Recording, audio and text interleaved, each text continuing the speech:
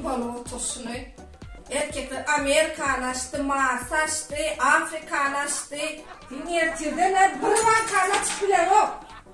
Keyvani, elin onnakında uğurma düşündün mü? Kaharım gelse vervettim, düşündün mü? Lal bol. Ne emekken bakalım gelse? Lal bol diyor. Erken lal bol işleyen bir erken lal bol işlemeyden opta. Lal bol diyor. Keyvan, bilyensin mi? Neçe yıl tırnıraf gidilen Bellere tınraf gidelim. Bilyensin mi? Avur. Düğünün patiyenin aldığında 3 tane oğlunu sar yarama. Avur. Ne dinleyeceğim? Ne? Şitten bir verdim. Sağdan bir ümdünün beraber koyuyordum da. Ne verdin?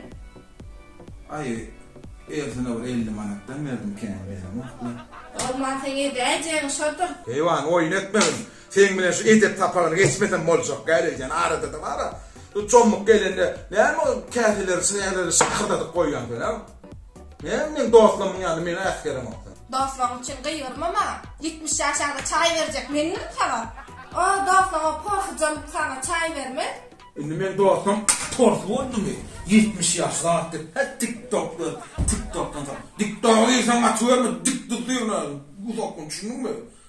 Yok ya var ya kakarım getiriyen kendime. Stolan aşık var o. Gözüm oymasam olmuyor ya. Stolan aşıkmış.